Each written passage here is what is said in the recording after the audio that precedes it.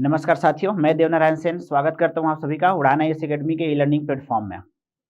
आज मैं एक बार फिर से प्रयोगशाला परिचारक के विज्ञान विषय, जिसमें केमिस्ट्री रसायन विज्ञान का बहुत ही महत्वपूर्ण कॉन्सेप्ट को लेकर आपके सामने उपस्थित हुआ हूं। इसके पहले भी मैंने एक वीडियो बनाया है जिसमें मैंने बताया है कि विज्ञान क्या होता है। उसके अंतर्गत मैं आप लोगों को विज्ञान का परिभाषा, द्रव्य या पदार्थ क्या होता है और उसके कौन-कौन से जो है रूप वहाँ पर मौजूद है, उसके बारे में मैंने बताया था। आज मैं उससे एक कदम आगे बढ़ते हुए आप लोगों को बताऊंगा परमाणु या एटम क्या होता है उसके बारे में।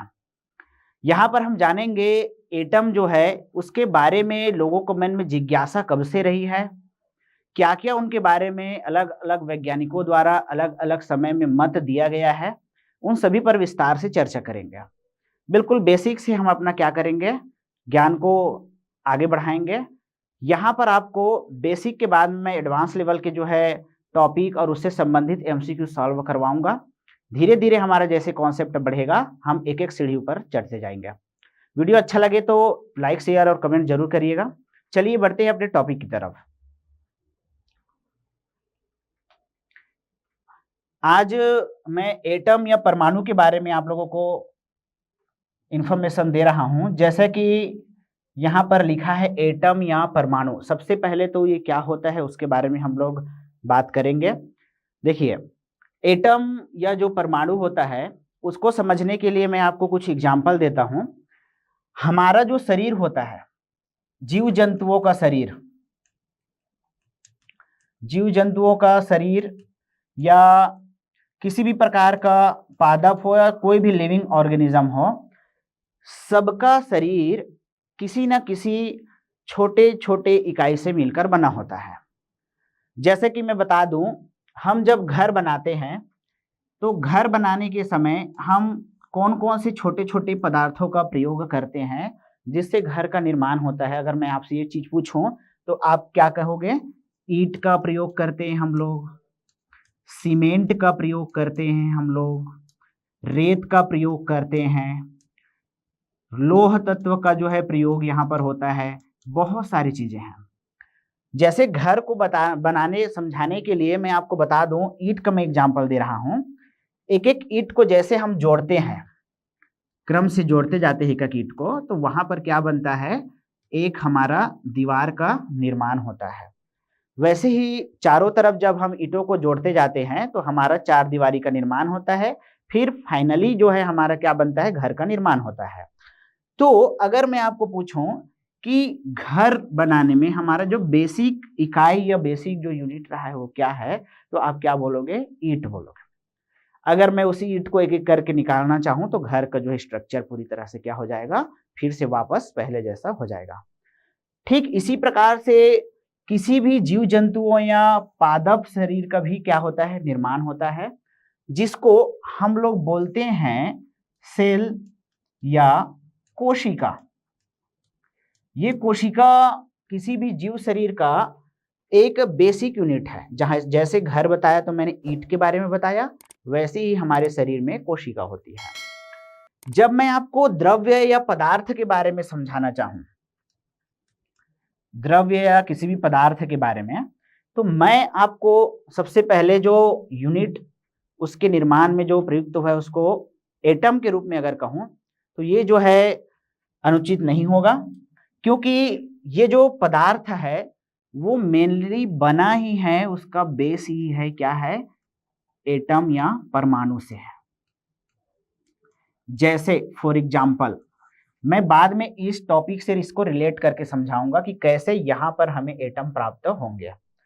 जैसे कि फिर से एक बार मैं इस मार्कर के माध्यम से आपको एग्जांपल देना चाहूंगा। अगर मैं इस मार्कर को बहुत ही बारीक छोटे-छोटे टुकड़ों में तोड़ दूं, उसको इतने छोटे-छोटे टुकड़ों में तोड़ दूं कि वो और उसको और तोड़ा जाना जो है पॉसिबल ना हो, तो ये जब स्मॉलेस्ट फॉर्म में आ जाएगा माइक्रोस्कोपिक लेवल पर, तब हम इसको क्या मान लेंगे, एटम या परमाणु मान लेंगे। और जब यही एटम या परमाणु को वापस से मैं फिर से जोड़ते जाऊंगा तो एक से अधिक परमाणु जब जुड़ेगा तो उससे जो चीज बनेगा उसको हम लोग क्या नाम देंगे? उसको हम लोग नाम देंगे अणु, या इंग्लिश में कहेंगे उसको मॉलिक्यूल। जब यही मॉलिक्यूल या अणु परमाणुओं से मिलकर बनता है, इकट्ठा होता है, तो आगे चलकर इसी मॉलिक्यूल या अणु से किसका निर्माण होता है? किसी भी पदार्थ का निर्माण होता है। तो पदार्थ को अगर हम देखें, इसका मेन बेसिक यूनिट क्या है, तो यहाँ पर आपको क्या मिलेगा? एटम या परमाणु मिलेगा। जैसे मैंने आपको जीव जंतुओं के शरीर के बारे में बताया था कोशिका है, वैसे ही यहाँ पर मैंने पदार्थ के बारे में बताया कि एटम या परमाणु है। ये उदाहरण मैंने आपको समझाने के लिए बताया था। कोशिका के अंदर अगर हम देखें तो कोशिका के अंदर भी बहुत सारे जो है इसके ऑर्गन्स मौजूद होते हैं या इसके अंग मौजूद होते हैं। जैसे हमारे शरीर में अंग है, फेफड़ा है, हृदय है, हड्डी है, मांसपेशी है, वैसे ही कोशिका के अंदर में भी क्या होते हैं? अंग होते हैं। वहां पर भी हमें अलग अलग तत्व मिलेगा। वहां पर आपको न्यूट्रिशन या पोषण के तौर पर देखें तो कुछ पोषक पदार्थ मिल जाएगा। वहां पर आपको लाइफ के लिए जो अनिवार्य एलिमेंट है वो भी देखने को मिलेगा। तो वहां आप उस एटम के फॉर्म में फिर चले जाओगे तो वहां पर आपको फिर से यहाँ पर परमाणु के अलग अलग अवस्था देखने को मिलेगा। लौह तत्व मिल जाएगा वहां पर आपको जो है प्रोटीन मिल जाएगा। तो लौह तत्व या एफ या आयरन भी कहीं ना कहीं जो है आपको मॉलिक्यूल के फॉर्म में वहां नजर आ जाएगा। एटम के फॉर्म में अगर हम उसको बात करें तो वहां पर एटम मिल जाएगा, उसके चारों ओर इलेक्ट्रॉन जो है चक्कर लगा रहा है, वो सारा जो है डिटेल आपको यहाँ पर देखने को मिल जाएगा। तो आप ये मान के चलिए कि पूरे ब्रह्मांड में कोई भी वस्तु जो एग्जिस्ट कर रहा है वो किसी न किसी प्रकार के एटम या परमाणु से मिलकर ही बना हुआ है। तो यहाँ एक लाइन हमने लिखा है, उसको पढ़ते हैं। एटम शब्द ग्रीक भाषा से लिया गया है जिसका आशय अविभाजित है। ये जो अविभाजित है इसका क्या अर्थ होता है, इसको समझते हैं। अविभाजित मतलब जिसको और हम विभाजित नहीं कर सकते। बाद की थ्योरीज में हम पढ़ेंगे अभी लेटेस्ट मॉडर्न में कि उसको विभाजित किया जा सके। इलेक्ट्रॉन, प्रोटॉन और न्यूट्रॉन, ये जो हमारे मूलभूत कण है उसमें उसको हम लोग क्या कर दिए हैं? फिर से विभाजित कर दिए हैं। ये जब स्टार्टिंग में एटम के बारे में जानकारी प्राप्त हुई उसकी कहानी है। तो क्या कहा हमने? एटम शब्द ग्रीक भाषा से लिया गया जिसका आशय है अविभाजित, और इसमें एक लाइन और लिखा है, वह कण जिसे छोटे छोटे कणों में न विभाजित किया जा सके। तो फाइनली बात वही हुआ कि जो हमारा बेसिक यूनिट है वही क्या है? एटम या परमाणु है। इसको समझाने के लिए अलग अलग समय में अलग अलग वैज्ञानिकों के द्वारा अपनी अपनी राय जो है प्रस्तुत की गई है। उसी क्रम में मैं आप लोगों को बताता हूं भारतीय दर्शन में परमाणुवाद के क्रम में कौन कौन से व्यक्ति जो है आए और उन्होंने परमाणु के बारे में क्या जानकारी हमें दी। सबसे पहले मैं बात करूंगा भारतीय दर्शन में परमाणुवाद में महर्षि कणाद के बारे में। महर्षि कणाद को हम लोग भारतीय दर्शन के एक बहुत ही महत्वपूर्ण व्यक्तित्व के रूप में जानते हैं। इन्होंने पंच महाभूत किसको बोलते हैं हम लोग? वायु, अग्नि, जल, पृथ्वी तथा आकाश, इनके माध्यम से इन्होंने द्रव्य को डिफाइन किया। क्या कहा इन्होंने? इन्होंने बताया कि ये जो 5 चीज है यही क्या है? हमारे द्रव्य का फंडामेंटल एलिमेंट्स है या मूलभूत तत्व है। तो यहाँ पर इनके द्वारा जो बात कही गई, उन्होंने क्या कहा कि ये जो 4 प्रकार के तत्व है इन्हीं पंच महाभूत में कौन कौन सा? वायु, अग्नि, जल तथा पृथ्वी, यही मिलकर किसी भी पदार्थ का निर्माण करता है। इसको इन्होंने आगे चलकर क्या कहा, इन्होंने उसको आगे चलकर कहा परम धन अणु, जो बाद में क्या हो जाता है, परमाणु के रूप में प्रचलित हो जाता है। आगे देखिए, ये जो महर्षि कणाद है उनके मतानुसार क्या है, यदि किसी द्रव्य को लगातार विभाजित किया जाए तो अंततः वह सूक्ष्म कण प्राप्त होगा जिसे और विभाजित करना संभव नहीं होगा। तो फिर कॉन्सेप्ट आ गया परम धन अणु, परमाणु का। बाद में एक भारतीय दार्शनिक और आए जिसको हम लोग बोलते हैं पकुद कात्यायन। पकुद कात्यायन के मतानुसार अगर हम देखें तो इन्होंने मूल कण परमाणु के बारे में कहा कि मूल कण स्वतंत्र अवस्था में नहीं होते बल्कि संयुक्त अवस्था में पाए जाते हैं। ये विभिन्न दार्शनिक वैज्ञानिकों के द्वारा दिया गया जो है मत है, जिसको हम ये समझिए कि एटम का जब जानकारी लोगों के पास आना शुरू हुआ तो क्या क्या उनके द्वारा जो है जानकारी दी गई, फिर हम लेटेस्ट अभी मॉडर्न का जो है वैज्ञानिकों के मत पढ़ेंगे। तो उसी क्रम में जो पकुद कात्यायन जी थे उन्होंने कहा संयुक्त अवस्था में जो है एटम पाए जाते हैं। आगे बढ़ते हैं तो हम लोग देखते हैं यूनानी दर्शन में परमाणुवाद के बारे में बात करते हैं। 5वीं शताब्दी ईसा पूर्व के आसपास दो व्यक्ति ल्यूसिपस और डेमोक्रिटस, इन्होंने क्या कहा पदार्थों के बारे में, इन्होंने बताया कि पदार्थों का निर्माण सूक्ष्मतम एवं अविभाज्य कणों से हुआ है। दो शब्द पर ध्यान देना, सूक्ष्मतम और अविभाज्य कणों से हुआ है। और इसको आगे चलकर इन्होंने कहा एटमोस अथवा इसी को एटम नाम दिया गया। ये जो एटम या एटमोस जो होता है इसका अर्थ अगर हम देखें तो यहां पर फिर से निकल कर आता है अविभाज्य, ऐसा कण जिसको अविभाज्य या आप बोल सकते हो विभाजित नहीं किया जा सकता। तो आगे चलकर फिर से हमें एक चीज समझ आता है कि जितने भी दार्शनिक यहाँ पर हुए उन सभी ने ये बता दिया कि परमाणु जो है अविभाज्य है, उनको विभाजित ही नहीं किया जा सकता। तो क्या उनके जो तर्क थे वो वैज्ञानिक तरीके से सिद्ध थे? क्या उन्होंने उसको लेकर कोई विशेष प्रयोग या परीक्षण किए थे? तो जी नहीं, ये उनके क्या थे, मत थे। बाद में 19वीं शताब्दी के आसपास जब यूरोपीय कंट्री में जो है वैज्ञानिक पुनर्जागरण का समय जब आता है तो यहाँ पर वैज्ञानिकों के द्वारा ये बताया जाता है कि नहीं, ये जो एटम जो होते हैं ये अविभाज्य नहीं है, सिरे से उसको क्या कर दिया जाता है, खारिज कर दिया जाता है। तो जब हम मॉडर्न अभी आगे पढ़ेंगे क्या क्या होता है उसमें, जैसे जैसे वैज्ञानिक आते जाएंगे एक एक चीज के बारे में वो लोग खोज करते हुए चलेंगे और सारे चीजों को हमारे सामने तथ्यों के साथ प्रयोगों द्वारा सिद्ध करके रख देंगे। अभी देखते हैं हम लोग ये जो एटम है इसका इंट्रोडक्शन क्या होगा। ग्रीक भाषा का शब्द है जिसका अर्थ क्या होता है, अविभाजित होता है।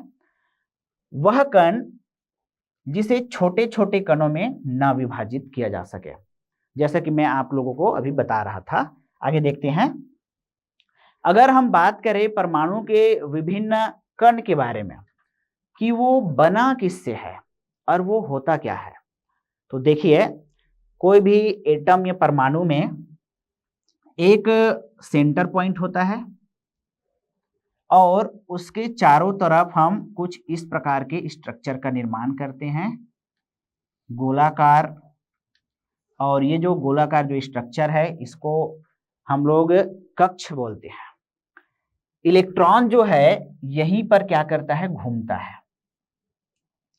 यहीं पर वो मौजूद रहता है। और ये जो बीच वाला पॉइंट जो देख रहे हो इसको हम लोग बोलते हैं न्यूक्लियस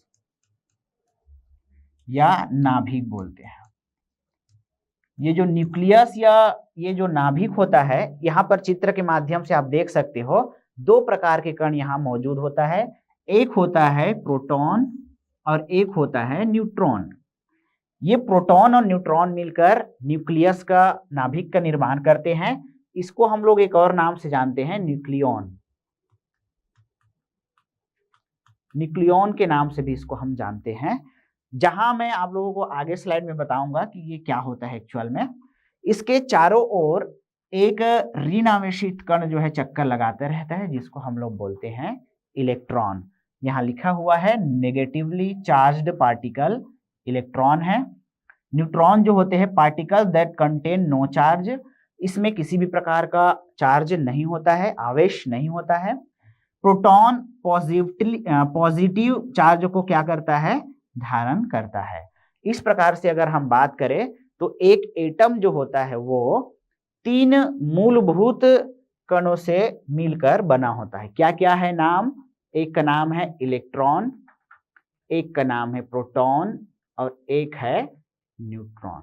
यहां पर हम आगे बात करेंगे इसके बारे में कि कैसे परमाणु का जो है संरचना होता है। डिटेल से मैं एक एक करके आप लोगों को बताऊंगा। यहां तक जो मैं बताया हूं ये एकदम बेसिक है, इतना तो आप लोग सभी जानते हो, 9th 10th में ये सारी चीजें आपने पढ़ी है। चलिए आगे बढ़ते हैं। ये जो हमारा मूलभूत कण है, फंडामेंटल जो पार्टिकल्स है, उसके बारे में मैं कुछ इंफॉर्मेशन और दूंगा। ये जो हमारे पार्टिकल है कण, ये जो कण है इलेक्ट्रॉन, प्रोटॉन और न्यूट्रॉन, इसकी क्या क्या सिंबल है और इसका द्रव्यमान कितना होता है। जैसे कि आप मैथ से या रीजनिंग सॉल्व करते हो तो आपको बेसिक पहाड़ा याद होना चाहिए, बेसिक उसके जो फंडामेंटल इंफॉर्मेशन है वो आपको पता होने चाहिए। वैसे ही केमिस्ट्री में भी आपको नॉलेज अगर गेन करना है तो कुछ चीजों को आपको याद रखना पड़ेगा। जैसे यहाँ पर पार्टिकल या कण प्रोटॉन है, इसका जो सिंबल होता है उसको P+ से हम लोग दर्शाते हैं, और इसका जो मास होता है, जो द्रव्यमान होता है किलोग्राम में, उसको अगर हम देखें क्या होता है तो देखिए 1.673 इंटू 10⁻⁻27। आप देखो -27 है, मतलब ये कितना सूक्ष्मतम कण होगा, बहुत छोटा कण है। और कोई भी चीज जो एग्जिस्ट करता है उसका कोई ना कोई तो द्रव्यमान होगा, भले ही माइनस में चला जाए। तो यहां पर देखिए 10⁻⁻27 क्या है, इसका द्रव्यमान है किलोग्राम में।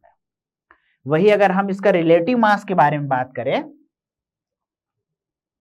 AMU, या इसको हम लोग बोलते हैं एटॉमिक मास यूनिट, तो उसको भी देख लेते हैं इसका कितना होता है।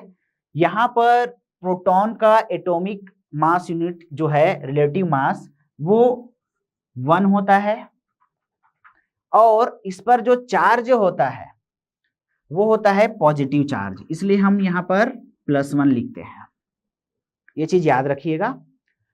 वही अगर हम बात करें अगला जो पार्टिकल है, हमारा अगला कण है न्यूट्रॉन, इसको स्मॉल n0 से दर्शा रहे हैं।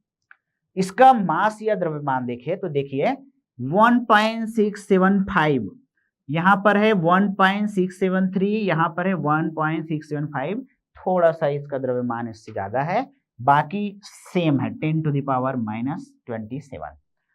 इसका एटॉमिक मास यूनिट की बात करें तो इसका भी 1 होता है। और रिलेटिव चार्जेस की अगर बात करें तो न्यूट्रॉन में किसी भी प्रकार का चार्ज नहीं होता, आवेश नहीं होता, इसलिए ये जो है 0 रहेगा। फिर देखिए इलेक्ट्रॉन के बारे में बात करते हैं, अगला कण। इलेक्ट्रॉन को हम लोग स्मॉल ए से दर्शाते हैं, ऊपर माइनस का सिंबल जरूरी है। इसका मास किलोग्राम में देखें तो देखिए 9.109 इंटू 10⁻⁻31, ये और भी सूक्ष्मतम कण है। और इसका रिलेटिव मास जो होता है एटॉमिक मास यूनिट, वो होता है 0.00055। ये सारे आंकड़े आपको याद करने हैं, तभी आगे चलकर आपका जो है बेसिक कॉन्सेप्ट समझ आएगा। यहां पर इसका जो रिलेटिव चार्ज है, अगर हम चार्ज के बारे में बात करें, इसमें कौन सा चार्ज होता है, तो यहां पर होता है माइनस चार्ज, इसलिए ये हो जाएगा -1। इस प्रकार से ये जो मूलभूत कण होता है, इसका मास किलोग्राम में हम लोग प्राप्त करते हैं। वही अगर मैं इसमें आगे बात करूं तो इसी के द्वारा हम क्या करेंगे, एटम या परमाणु को समझेंगे। चलिए बढ़ते हैं अगले स्लाइड की तरफ। परमाणु में इलेक्ट्रॉन की स्थिति अब मैं आपको समझाने जा रहा हूं। देखते हैं कैसे परमाणु में इलेक्ट्रॉन कहां पर मौजूद रहता है। एक छोटा सा डायग्राम बनाता हूं मैं। ये वाला जो हिस्सा है हमारा नाभिक है, केंद्र है, और इसके चारों तरफ एक सर्कल बना देते हैं हम लोग।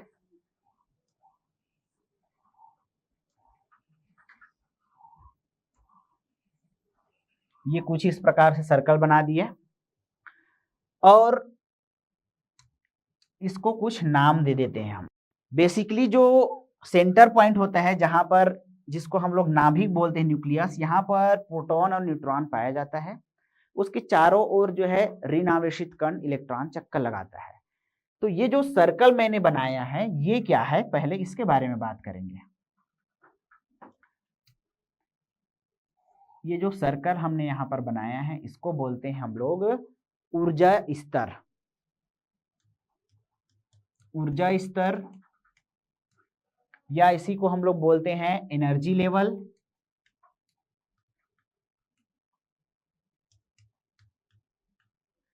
या इसी को हम लोग जो है कक्ष भी बोलते हैं, या इसी को जो है हम लोग कुछ वैल्यू के रूप में दर्शाते हैं। जैसे ऊर्जा स्तर जो होता है इसको हम लोग स्मॉल एन से दर्शाते हैं। स्मॉल एन का जो वैल्यू होता है उसको हम के एल एम एन या 1 2 3 4 से भी दर्शाते हैं। वहीं ऊर्जा स्तर जो होता है फिर से उपकोष,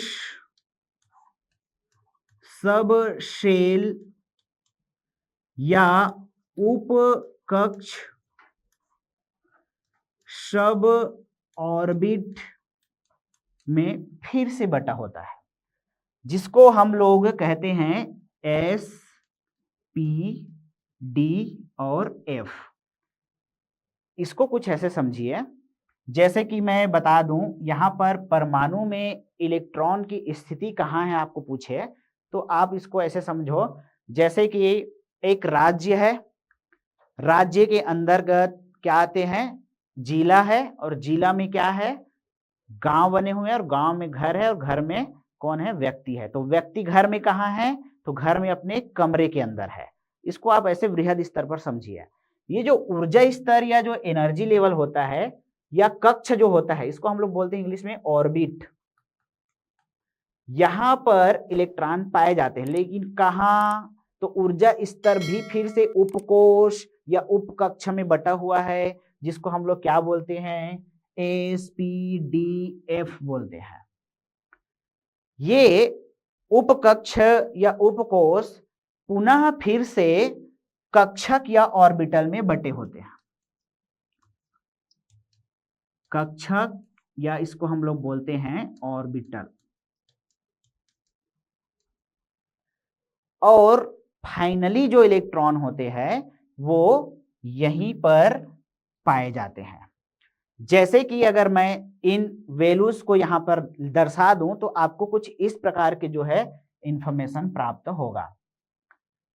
के एल एम एन ये ऊर्जा स्तर है, या हम इसको लिख सकते हैं 1 2 3 4। अब ये जो ऊर्जा स्तर है इसमें उपकोष भी मौजूद है, तो उपकोष को कैसे दर्शाएंगे यहां पर, उपकोष या उपकक्ष को, तो देखिए यहां पर हम दर्शा रहे हैं इसको S, S P, S P D और एस पी डी एफ। ऐसा हमने क्यों लिखा है तो आपको आगे चलकर ये समझ में आएगा ये कैसे हमने इसको यहां पर लिखा है। अब यहां पर मैंने बताया कि ये जो उपकोष या उपकक्ष है ये फिर से कक्षक या ऑर्बिटल में बटे हुए हैं, तो इसको भी चलिए देख लेते हैं। यहां पर मैं साइड में लिखता हूं एस। ये जो हमारा एस कक्षक है, उपकक्ष जो है, ये कितने कक्षक में बटा हुआ है? तो यहां पर ये एक क्या है, कक्षक में बटा हुआ है। अगर हम P के बारे में बात करें तो P जो है यहां पर 3 कक्षक में बटा होता है। वही हम D के बारे में बात करें तो D जो है 5 कक्षक में बटा होता है। 1 2 3 4 5। और हम F के बारे में बात करें तो F जो है 7 कक्षकों में बटा होता है।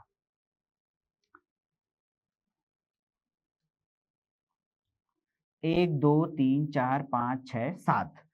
इस प्रकार से उपकक्ष में कक्षक की संख्या जो है निर्धारित होती है। ध्यान देने वाली बात यह है कि यहां पर इलेक्ट्रॉन जो है कितने कितने भरे जा सकते हैं। तो यहां पर एक कक्ष है तो यहां पर इलेक्ट्रॉन भरा जा सकता है मैक्सिमम 2। तो देखो मैं यहां पर संख्या लिख रहा हूं, यहां पर हम इलेक्ट्रॉन भर सकते हैं मैक्सिमम 2। P में हम लोग इलेक्ट्रॉन भर सकते हैं मैक्सिमम 6 और D में हम लोग इलेक्ट्रॉन भर सकते हैं मैक्सिमम 10। 1 2 3 4 5, 5 कक्षा है तो एक में जब 2 आ रहा है तो 5 में कितना आएगा, 10 आएगा। उसी प्रकार यहाँ कितने जो है सेक्शन हमने बनाया है 1 2 3 4 5 6 7। तो यहाँ पर इलेक्ट्रॉन की संख्या हो सकती है मैक्सिमम 14। इस प्रकार हमारे ऑर्बिटल या कक्षक में क्या है, इलेक्ट्रॉन जमाते हैं। आगे बढ़ते हैं। अब इस प्रकार से हमारा जो इलेक्ट्रॉन है वो कक्षक में ऑर्बिटल में भरे जाते हैं। अब देखिए यहां पर कक्षक में या ऑर्बिटल में इलेक्ट्रॉन भरे कैसे जाते हैं, तो उसके लिए मैं आप लोगों को एक नियम पढ़ाऊंगा जिसको हम लोग बोलते हैं ऑफ-बाउ का सिद्धांत। ऑफ-बाउ सिद्धांत या ऑफ-बाउ प्रिंसिपल। यहां पर मैं बताऊंगा आपको कि कैसे इन कक्षकों में इलेक्ट्रॉन को भरे जाते हैं और कैसे इलेक्ट्रॉनिक विन्यास को हम लोग बनाना सीखते हैं। तो यहीं से हमारा कॉन्सेप्ट आ जाएगा। देखिए इसको अप्लाई करेंगे तो क्या बनेगा, फर्स्ट S, फिर यहां पर आ जाएगा 2S 2P, फिर यहां पर आ जाएगा 3S 3P 3D, फिर यहां पर आ जाएगा 4S 4P 4D 4F। इसको आप जितना बढ़ाते जाओगे इस प्रकार से आपको इंफॉर्मेशन मिलता हुआ चला जाएगा। तो मैं अब जब नेक्स्ट क्लास में आऊंगा तो आपको बताऊंगा कि कैसे ऑफ-बाउ के सिद्धांत के द्वारा हमारे परमाणु में इलेक्ट्रॉन को जमाया जाता है, अरेंज किया जाता है। ये वाला जो क्लास है मैं इसके बाद वाले वीडियो में लेकर आऊंगा। अगर आपको वीडियो अच्छा लगा हो, पसंद आया हो तो लाइक शेयर और सब्सक्राइब करना ना भूलें। मिलते हैं अगले वीडियो में, तब तक के लिए धन्यवाद।